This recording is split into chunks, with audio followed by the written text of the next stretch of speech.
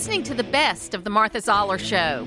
To hear the full show each day, tune in to AM 550 and FM 102.9 WDUN or log in to accesswdun.com and click the Listen Live button from 9 to 11, Monday through Friday.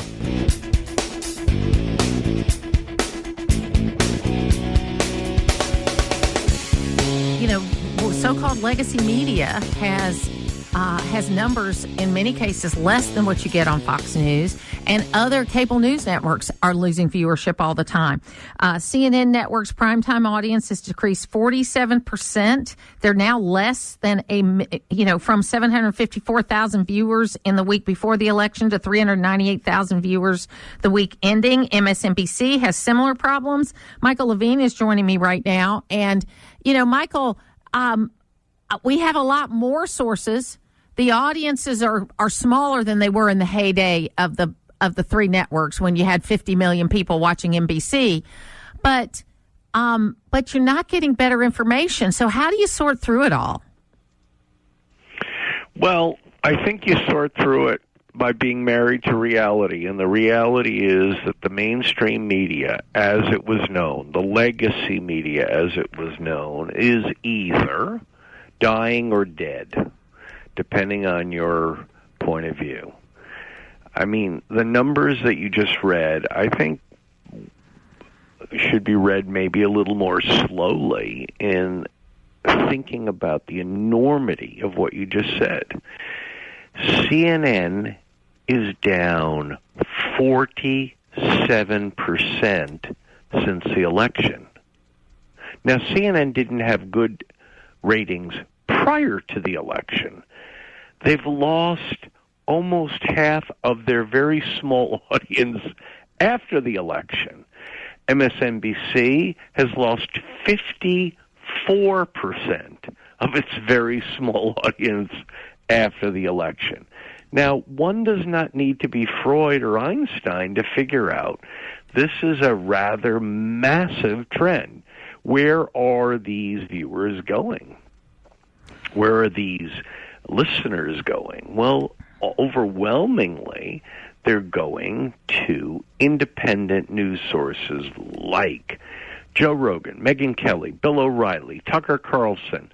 Those types of people are gaining audiences in enormous numbers. And so the mainstream media, the traditional legacy media, which made some effort a decade ago or more to be independent and not biased, and then totally succumbed to a very, very biased approach, which said to half the nation, "We hate you. We are disgusted by you. We hate you, and we're going to do everything we can to injure you."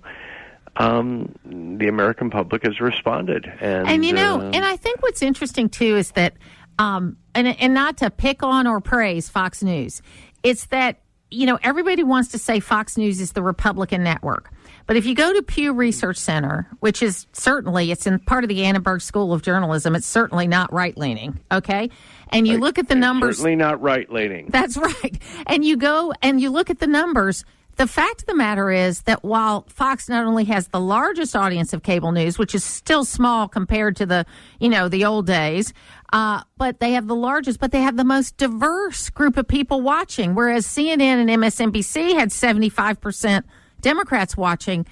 Fox is about 45 Republicans, about 30 Democrats, and the rest are classified as independents. So even though they're called the conservative network, they have achieved what these other networks have not been able to achieve, which is a more balanced audience. You're absolutely right. It's true that, look, the facts are this.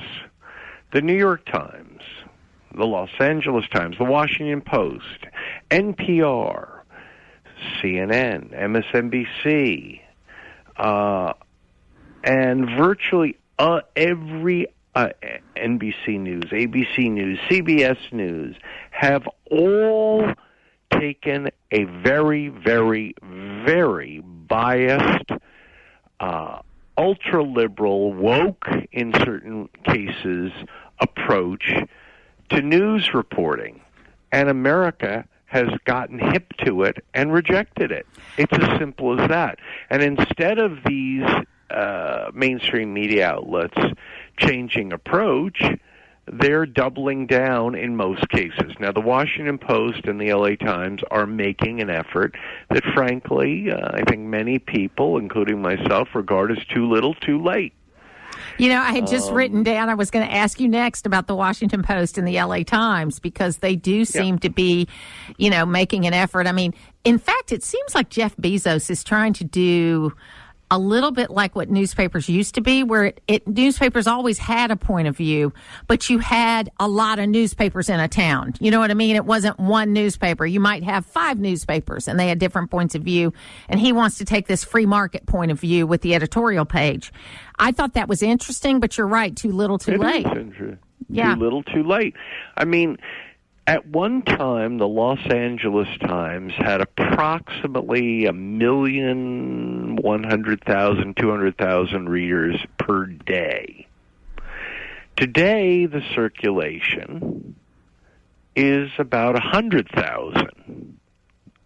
Now, when you've driven an audience from 1,000,001 to 100,000, you've lost about 90% of your audience.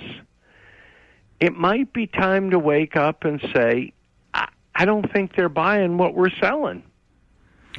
You know, it's funny you mentioned the New York Times also, because the main thing I use the New York Times for now is research, because they do actually have the best database. If you need to research something that happened 20 years, 30, 40, they've got the best database. But I would agree with that. But nothing new. I don't like to read anything new there, except maybe the real estate pages occasionally.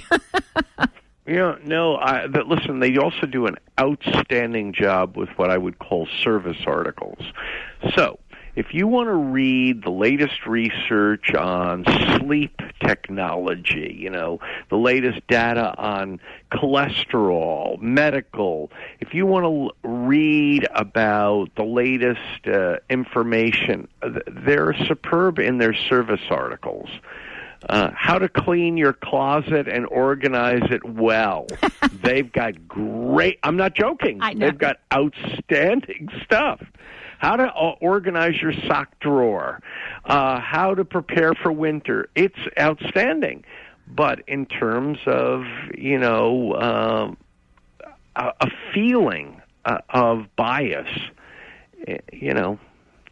Look, the LA Times, I don't know if you're aware of this, about a year ago, Martha, maybe a year and a half ago now, the Los Angeles Times made a decision that they would no longer use the word looter in their paper. They would never use the term looter in their paper. Now, why would they choose not to use the word looter in their paper? Because it makes people feel bad. Yeah, and according to them, it's racist. Now, I don't know what to say.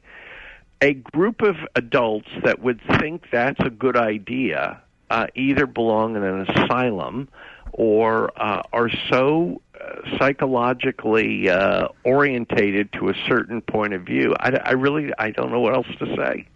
So what do you see as the answer to this, if anything? Mainstream media will continue to die if it's not already dead. If you said to me, Michael, what do you believe the chances are 5 years from now that the Los Angeles Times will even exist? I'd say, I don't know, 50-50. I think these independent voices, these personalities and independent voices and these independent outlets who are much more willing to speak truth to power and speak honestly and openly from diverse points of view are going to continue to grow tremendously. I mean, you mentioned Megyn Kelly and, you know, what she's been able to put together. I mean, you know, it's unbelievable. It's unbelievable. She gets hundreds of millions of views every week. Correct. I mean, it's crazy. And no, she is extraordinary. Joe Rogan is a force of nature. I mean, Joe Rogan, Tucker Carlson, Megyn Kelly, Bill O'Reilly. Now, these are conservatives. There haven't been as many liberals who have been able to do the same thing. But these independent voices... And by the way, when we talk about Joe Rogan being a conservative, Joe Rogan supported Bernie Sanders. Yeah, I think he's really more of an independent that leans right now. And yeah, I think you're right. It's funny. I'm sure you knew the late great Alan Colmes, but he had a great line when I asked him about why is it that liberal. This was back in heyday of talk radio. Why is liberal talk radio? Because he was fairly successful. He had about 50 stations, which is not Rush Limbaugh's 600 stations, but he had a fairly successful show as a liberal.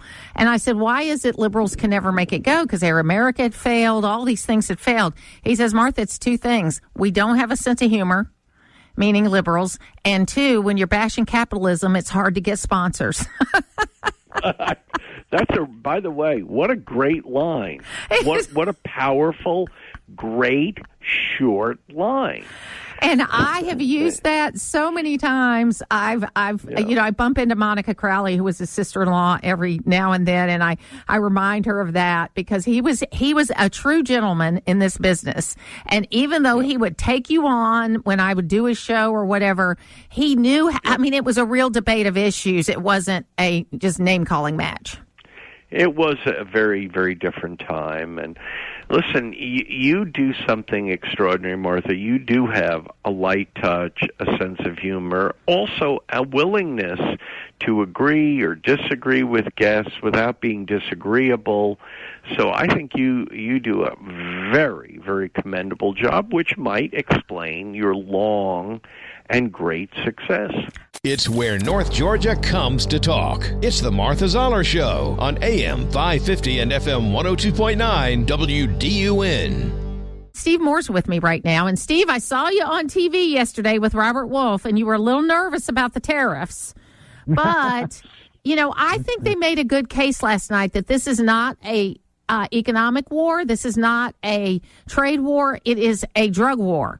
And I think we're making some progress. Do you? Well, I hope you're right, and I'm all in favor of using every tactic we can to get the Canadians and the Mexicans and especially the Chinese to keep these, lethal drugs out of our country. As we've talked about this before, that, fentanyl and heroin and cocaine are the leading cause of death of young people in America today. So I think it's 100,000 deaths a year. That's a lot of young people to be killed by these substances. Mostly, by the way, they're coming in from China.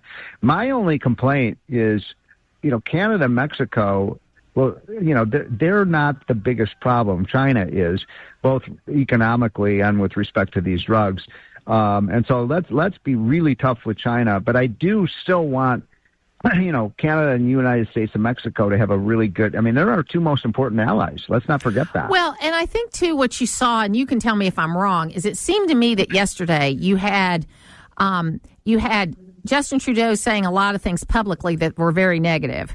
But clearly in the back channels, they were like, hey, how can we work this out? Exactly. And so that's very Trumpian, whether it's Donald Trump, You're right. Donald Trump fixing, we're getting Ukraine back to the table. The Arabs announced yesterday they're going to put $53 billion in Gaza, and they don't want us in there, which is a win for him. And then over here on the trade side, you're seeing him do a lot. And then there was a focus group of Pennsylvania swing voters that CNN just couldn't believe that these people were saying, no, I know prices haven't gone down yet, but we're willing to wait because we like what he's doing. Yes, on all your points, Martha. You said it really well. And who am I ever to correct you, by the way? You're spot on. The only thing, I love what Trump is doing. I worked for him several times, and I think he's, he is incredible negotiator. He's the best negotiator I've ever seen. So you're spot on and right about that. All I'm telling you is that I'm a little nervous about the economy right now. It's showing signs of slowing down. The inflation is rearing its head a little bit, and we've got the stock market that's very jittery. Although I haven't seen what's happened this morning yet, but it's my up. point is it's that up because it's up. Yeah, it's up. Yeah. But so all I'm saying is I don't like tariffs as a general matter because tariffs are taxes and they will raise prices. If you put a tariff on apples, the price of apples is going to go up. But you're also right that he uses these threats of tariffs as a very effective negotiating tool. And if he can do that, the world will be a better place and we'll be a richer place. Yeah. So I hear what you're saying. And of course we've had, we're going to have a recession at some point in time. I just hope it's not soon. We haven't had one in a while and I'm not hoping for one. Okay. But what goes up must come down. That's just kind of the way things are. And I want that President Trump to be able to do everything he can to keep that from happening. And, I think it's important that we do that. Well, you look at the rest. See, my only frustration is that you look at the rest of his agenda, promoting American oil and gas and coal and American energy. Yes, that's hugely positive for the economy. Reducing taxes. That's hugely beneficial for the economy. Deregulating, getting rid of the crazy regulations off the back of our businesses. That's great. Better trade deals. That's a great thing. I could go on and on. Securing our border. All fantastic. What I'm saying is that the tariffs is the one thing that's kind of a negative for the economy because I'm a free trader. And, if you have free trade is one of the pillars of prosperity. Yes. But look, the guy is amazing. And his speech, do you see, by the way, that just came out, CBS overnight poll, 76% approval of that speech. Yes. I think the other 24% were the Democrats. Yes. And that they couldn't. Okay. So, and there was, they were sitting on their hands for a kid with cancer, for a, Laken Riley, for all these things. And then supposedly they're wearing pink for, for women's rights, and they voted against keeping boys out of girls' sports. And then the greatest moment, I know you haven't had time to watch it, that's why I did, on MSNBC, Michael Steele, who used to be a Republican, and the other Democrats on the panel were saying that the Democrats were stupid and they overplayed their hand at that those paddles that could be easily replaced with any, they're a black and white paddle. So the memes are just out there. You know what I mean? They're just like, they're making fun of them all over the place. So even MSNBC had to say they overplayed their hand. It was really low. I cringe sometimes when I hear because I'm a Republican, and when I hear the Democrats give their State of the Union speeches, sometimes I cringe. But the great moments that are nonpartisan, you cheer for, and they wouldn't even do that. That's right. And it's very low. I think that party is lost in the wilderness right now. They really are. It's sad, actually, and it's bad for America that the radical the people you were looking at on your television screen, folks, were not Democrats. They were radical leftists. Yes. Who somehow have taken over the Democratic Party. So we had a guy. That's not good for our country. We had a guy call in from Jackson County this morning that said, his name was Lloyd, and he said, I am a lifelong Democrat, and I am embarrassed by what I saw last night. And you know what? That's the way the Democrats that I know feel. This is why they're so out of touch with what's happening. I thought the best moment of the speech was, they said that we needed a new law to be able to fix the border, but it turns out what we needed was a new president, was number one. Yeah. And then my favorite line was when he said to Robert Kennedy, I guess we're not as sick as we thought we were. I love that, yeah. That was one of mine, too. That's a great line, because even that they wouldn't cheer for. They wouldn't even cheer for a Kennedy, for goodness sakes. Yeah. But look, Trump's on a roll right now. He's pushing all the right buttons. I got to tell you, I was with him about a week and a half ago for about an hour. It's the guy has 10 things going on at once. Yeah, signing this executive order, do this, Mr. President, call this guy. I really, just being around him is exhausting. I can't imagine what it's like to be him. It was that speech was 99 minutes, the longest speech ever to a joint session of Congress. Yeah. It was too long as a speech. Okay, Steve? It was. But it was too long. the beauty of it is most people don't watch those things anymore. Okay. Yeah. So what it is was a beautiful. It was a beautiful group of clips. Trump on the border, Trump on Ukraine, Trump on this, Trump on that. It was beautifully set up for social media.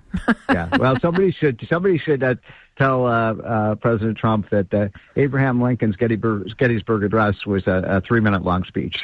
Yeah. But you know what? That's just. But you know what's it? Brevity is the soul of wit. But he stood there for 99 minutes. And remember last year where everybody was expecting Biden to do a terrible job, but he actually didn't, and he was actually energetic. Yes. And we were all wondering what drug cocktail he was on that got him through, that. But I think, look how far we've come. Look how far we've come. And they're definitely an example of the difference between two men that are basically the same age and their ability to do things. Well, thank God. Thank God that Joe Biden is not president anymore. And God, can you imagine if it had been Kamala Harris giving that speech? I mean, we really would have been cringing. But God smiles on America, and I really believe that. And you're going to laugh that one of my favorite things about the fact Trump got reelected, besides all the other, is that he's going to be presiding over the 250th anniversary of this country, and I just know he'll do a great job. Putting the talk in news talk. It's the Martha Zoller Show on AM 550 and FM 102.9 WDUN. Bill Crane is here with me right now. And Bill, look, it was a very long speech, but it was clearly a speech for social media. And what I mean by that is there's a lot of really great clips of Trump on the border, Trump on Zelensky, Trump on this issue or that issue, Trump on children and cancer, Trump on this. There's a lot of viral videos that can be shared over and over again.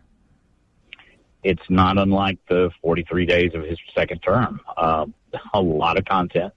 Some of it was repetitive. Some of it was campaign grievances, greatest hits. But a lot of it was, I said I would do this, and here's what's happened. Here's what's happened to border crossings.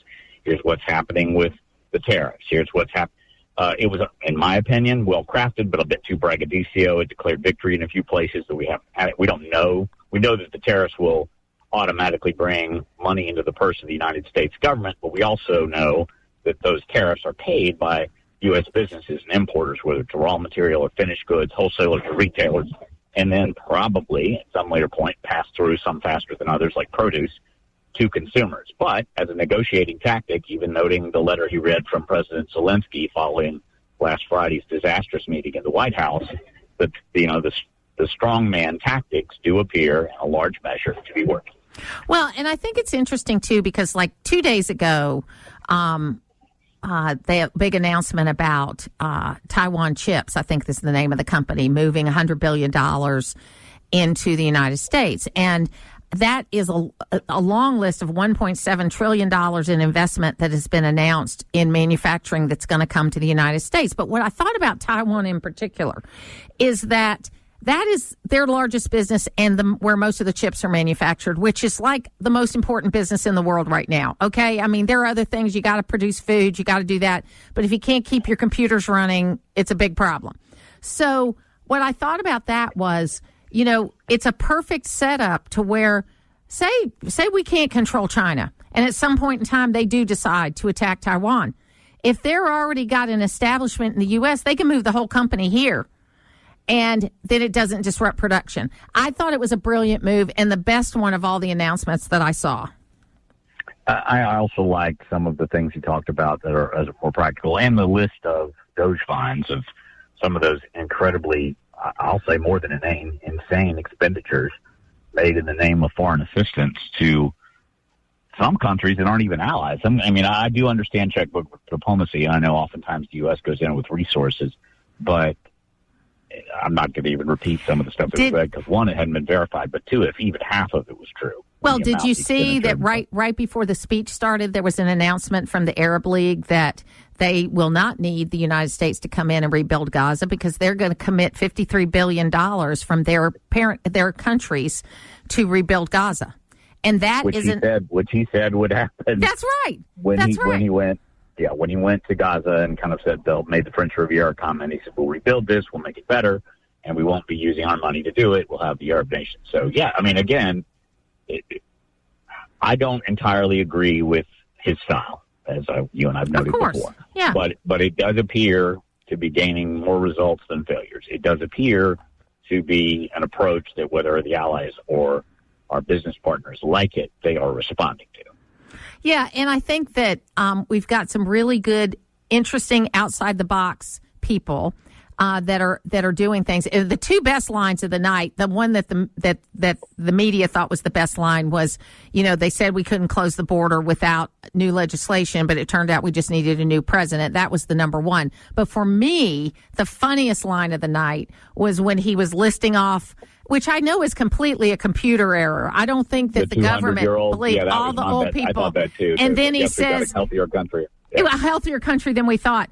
I thought that was hysterical. And it was hilarious. And then he says, you can't even. Evidently, that was one of his few. He stuck to script. He stayed on prompter. I mean, he got his things in, Pocahontas in the Senate, but primarily he delivered a very substantive. And you got to say, 78 years old, 2 hours stamping. Yes. I mean, I speak for a lot. And then he tiring, said. And he didn't look at all fatigued when the speech wrapped up and he was walking out and shaking hands and jollying with people. And then he said, at the end of that, you can't even clap for a Kennedy? Come on. And he was funny in places. So I mean, he does have a sense of humor. You've been around him, and it was less and I'm not a fan of Elizabeth Warren's either, but with the possible exception of that comment.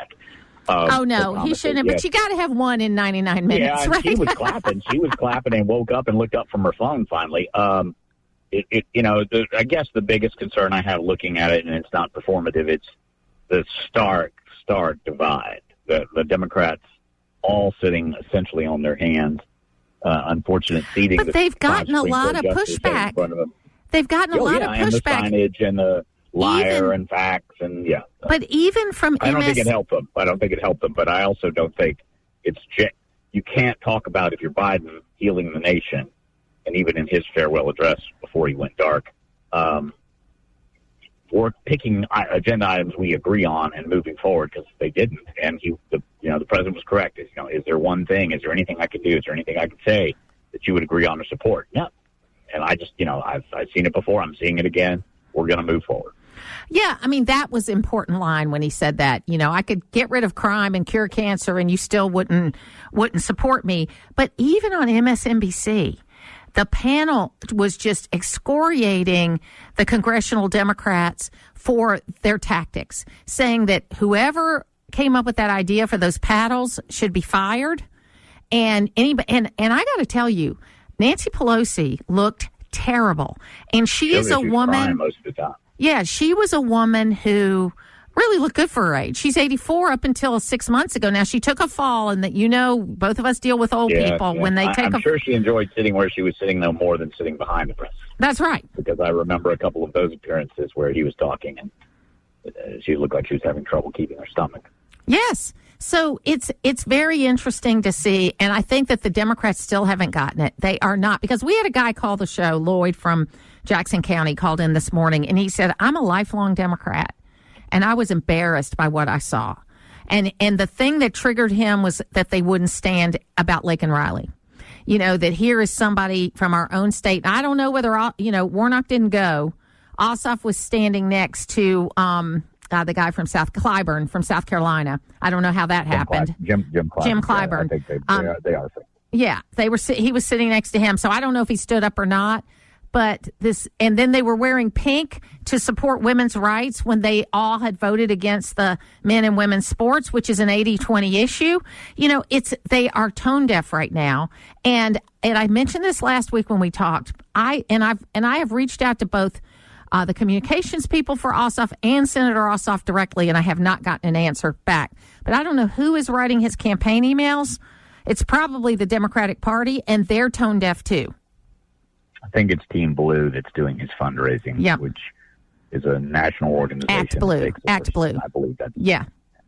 I will say, I've never seen her before, never heard her name before.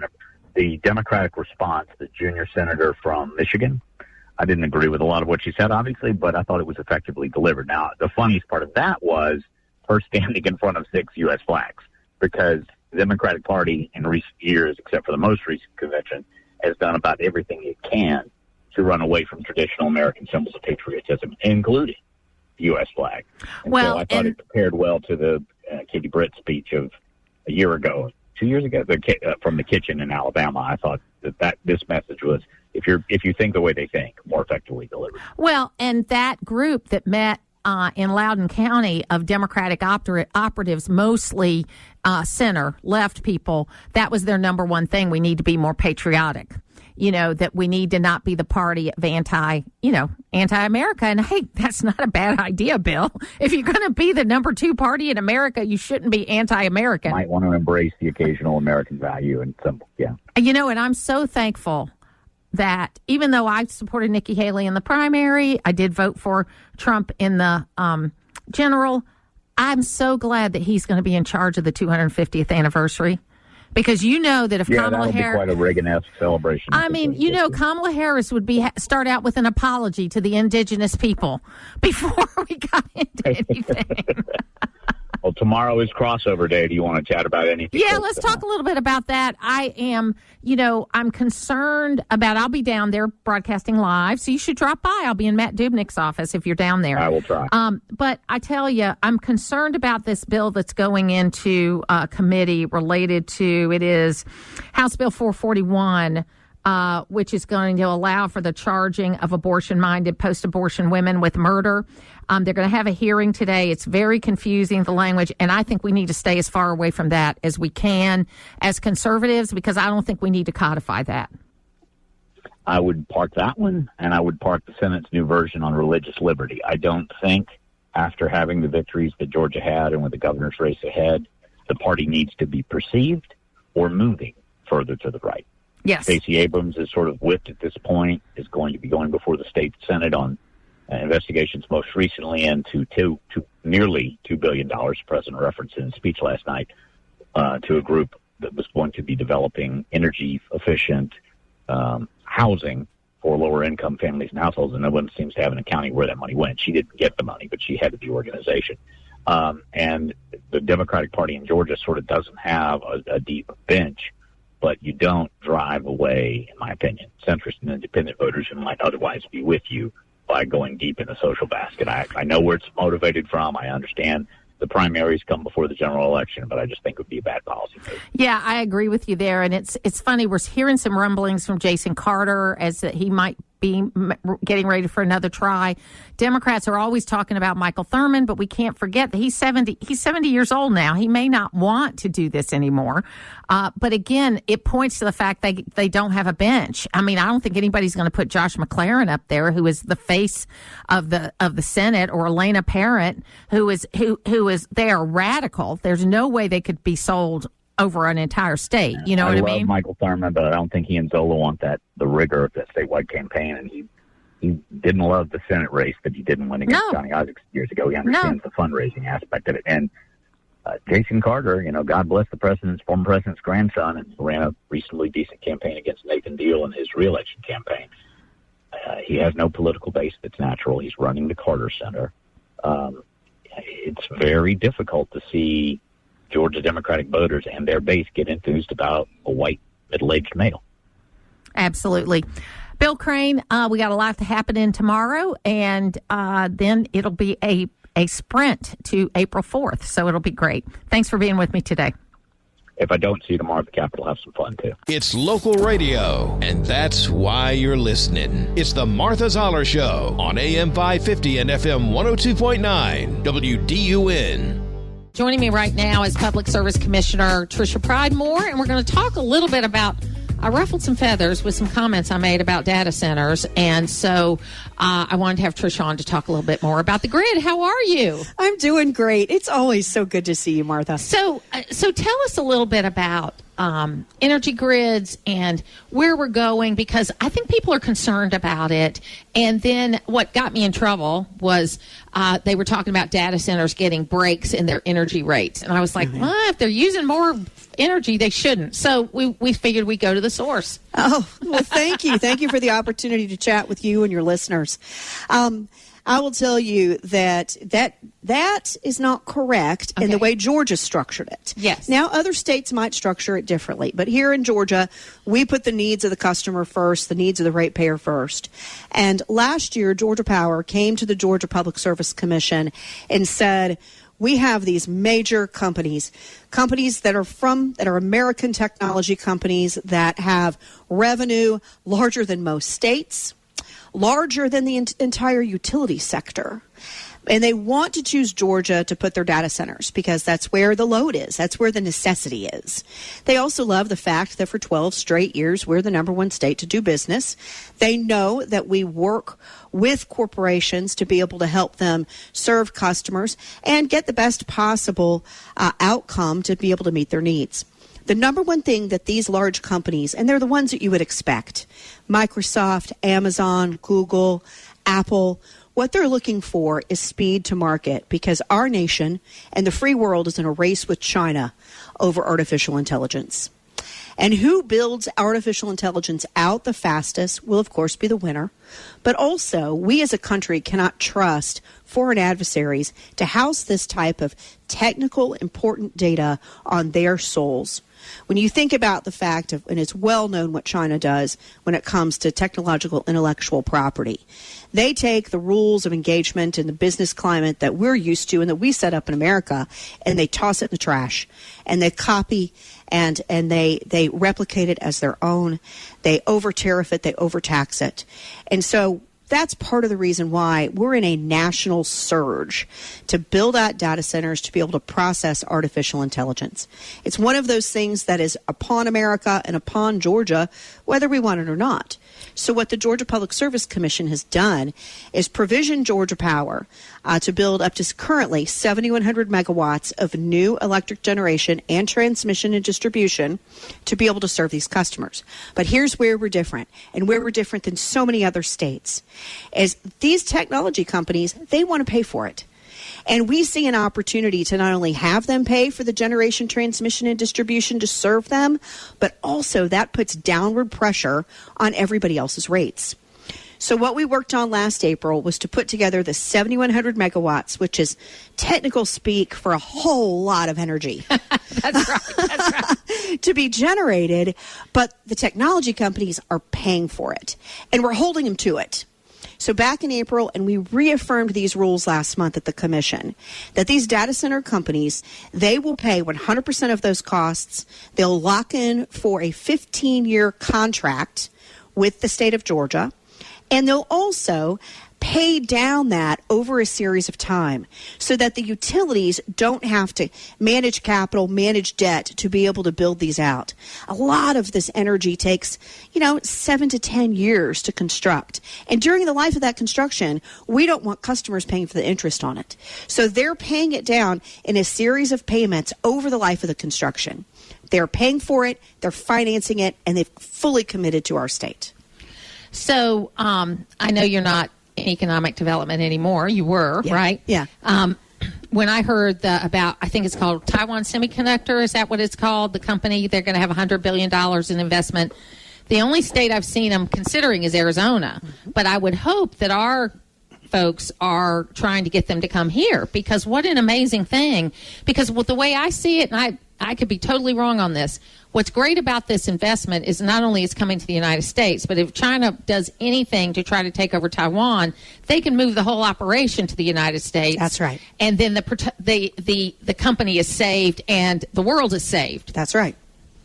So we think, and I'm not going to speak for my friends and partners over at Economic Development, but we think that Georgia is a great opportunity for a Taiwan Semiconductor in any of these companies looking at it. President Trump has been at the tip of the spear on this in his 6 weeks in office. $1.7 trillion. That's right. And just recently, Amazon Web Services announced an $11 billion investment in Georgia. They're paying for all of this. The two things that data centers need to operate is the speed and processing of the servers within the center and access to energy. Energy not only for processing of those servers and the electricity management of it, but also for the cooling of it.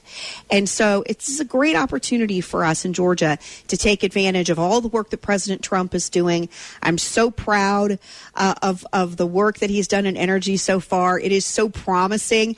I just left our national convention last week, which I serve as the president of this year. And I can tell you at the National Association of Regulatory Utility Commissioners, Martha, there is hope. These commissioners from across the country, they see a way with the White House and the administration working hand in hand with states. We know that this is a great opportunity for our country, a great opportunity for our local tax bases in our state to be able to realize that. We're talking to Tricia Pridemore. She is a commissioner for the Georgia Public Service Commission, and I'm seeing here that there's some work on getting money returned to ratepayers. Tell us about that. Yes. So in addition to that data center docket that we passed last year, putting $2.64 of downward pressure on Georgia Power customer rates, we were also able to realize the $120 million tax cuts that Governor Kemp passed last session with the help of this legislature. That goes right back into putting downward pressure on rates. It lowers the tax burden of the utilities that we manage and we oversee. So therefore, they don't come back to us for as great of a rate recovery. It is an incredible opportunity through these tax cuts to continue to put downward pressure on rates. I am excited about Governor Kemp's new tax cut package, which is before the legislature today on crossover day. I want to see that passed because I know every single one of those cuts goes right back in to putting downward pressure on customer rates. Over the last 4 years, we have seen customer rates for utility service across the country skyrocket.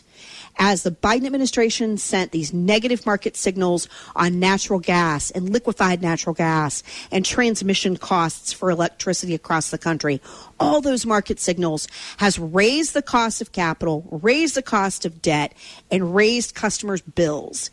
So under President Trump's leadership, working with states like Georgia, we're realizing the fact that we can lower rates, and we can do it sooner rather than later.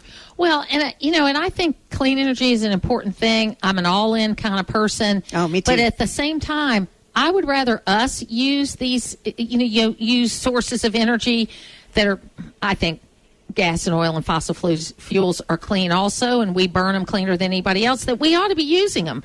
Energy is at the base of cost of everything. It is. And if it's cheaper here, then everything's going to be cheaper here. Did you know that that only 5% of our nation's GDP is made up of utility service, but nothing else survives without it?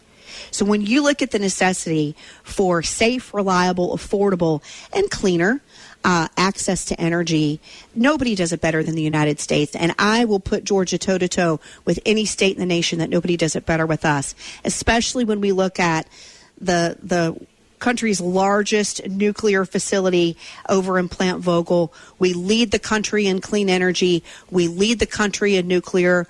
We're also top 10 in the country for solar.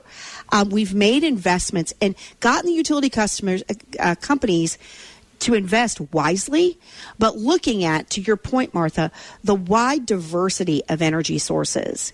I am an unabashed fan of natural gas. Natural gas is energy security. Energy security is national security for us. It's where North Georgia comes to talk. It's the Martha Zoller Show on AM 550 and FM 102.9 WDUN.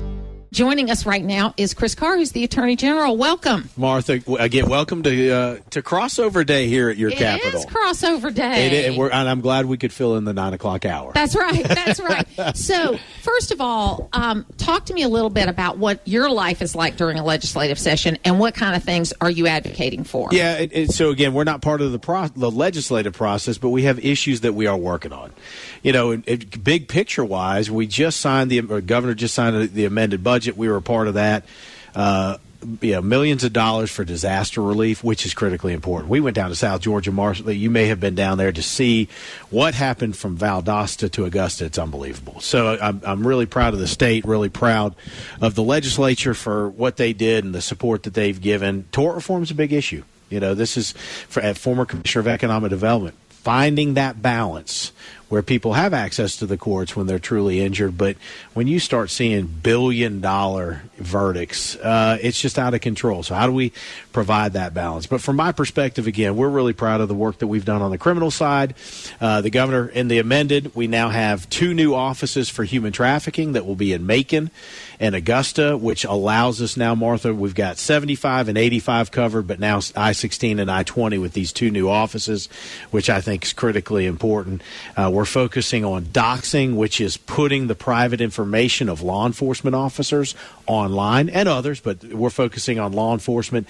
At best, they're getting harassed, and at worst, somebody's going to end up getting hurt from what I think is criminal activity. We're focused on material support, making it a crime in this state to materially support a terrorist organization like Hamas. We saw, some of the protests, and I'm putting air quotes, some of the protests that we had around the country. We saw it in the state of Georgia, but we've got folks that are vandalizing our universities, and they are supporting terrorist organizations. It's a federal crime, but it's not a state crime.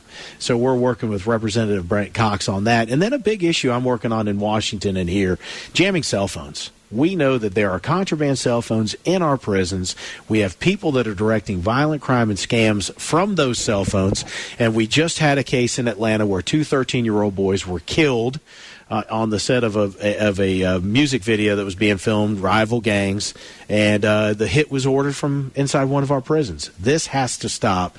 The federal government prohibits states from doing this. We think they've misinterpreted it. We're going to keep fighting for it. Well, it's funny that you should mention about the cell phone thing, because I think what's going to come up related to schools is some prevention of kids having cell phones during the day. That's right. And there's a bill that's in there, and I fully support it as a member of the Board of Education, as a parent, as all of that. Because on a much smaller scale, we're not talking about the same kind of thing you're talking about, but fights between students are being coordinated on this. Sex trafficking is being coordinated on this.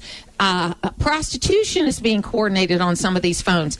And it is, we just got to get them out of school. So it's a much bigger issue that you're talking about, but big issues start from small issues, right? They do, and Scott Hilton's bill is great, and I'd be for banning all cell phones during the school day. Yes. Obviously, we have landlines, so if things occur where you need 911 and that type of thing, we taught children how to read and write for years without them having to have a cell phone in their pocket. And I also think, though, the mental health aspect of it, we have actually joined other AGs in suing some of the social media companies. And again, I'm a business guy, but I think at some point, when you see these algorithms and they know what they're doing, it is really causing harm to our kids. So again, I just think there's some real good things that can come out of having access to a phone, but there's a lot of stuff that maybe our kids just need to back away from it a little bit. So I know that there's only 6 weeks since President Trump's been in office, but we have seen a dramatic reduction at the border. And as he famously said in his speech the other night, he said, they told us we needed a new law. I guess we just needed a new president. I'm paraphrasing. And I know that the human trafficking side of it probably is delayed from, it comes across the border and then we see it in states in a delayed basis. Are we starting to see any differences in what you're seeing related to human trafficking in Georgia because of the lowered numbers at the border? Well, we certainly are going to because of that. Yes. And as you say, kind of the cases make their way through the system. But I, Martha, I think that line in the speech is critically important. He nailed it. This is what we had been saying to the previous administration. It's why we were suing them to try to get them to do their job. But it did take a new president. And it is unbelievable to see the drop in crossings by folks that aren't supposed to be here, that are coming across illegally. And to your point, we see it with gangs, fentanyl, and human trafficking. And that is the thing the federal government is supposed to do, is to keep this nation safe. Immigration's part of it. And you have to start by securing the border, and then you can have conversations about other things. But I commend the president. Look at what happens when you actually enforce the law, when you actually do the things that you're supposed to. Something similar. I was just having a conversation with a legislator about Athens. We took over all the gang cases in Athens because the previous DA who lost wouldn't do it. We've indicted over 25 people. Shootings are down in Athens, Clark County 30%. That's a direct relationship to what we've done working with the police that wanted to do their job in Athens, Clark County. but you had a prosecutor that wouldn't do it. Now they've got a prosecutor that will, and we look forward to working with them. But I am very proud of our gang unit, the approach that we took, because when you talk with anybody in law enforcement, you want to stop crime, enforce the law. And that's what the president's doing. That's what we're doing. So Governor Deal, when he was Congressman Deal, I used this quote in my book, Indivisible, Uniting Values for a Divided America, where he said, enforce the laws or change them. That's right. You know what I mean? That's you right. can't decide what laws you want to enforce or not enforce. You have to enforce the law. And what we've seen, I think, is interesting because, again, on a much bigger level, you've seen President Trump come into office, and we got the terrorists that organized the Abbey Gate attack. We have freed all these hostages, Siegel from Russia and other areas. We got some hostages out of Venezuela. What that says to me, in the speed that it happened, is they had the intelligence to do this before Trump came into office. They just had someone telling them not to do it.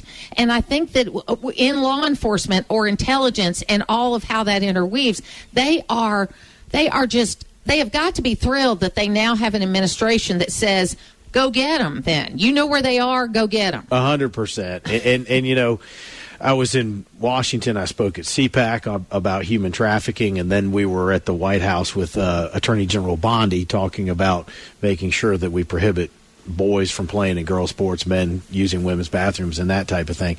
And we've talked about this. Finally, we have a partner that's interested in solving the problem rather than making it worse or creating it. And I also find it interesting that the left says that, you know, our standing in the world had dropped under President Trump and all that type of thing.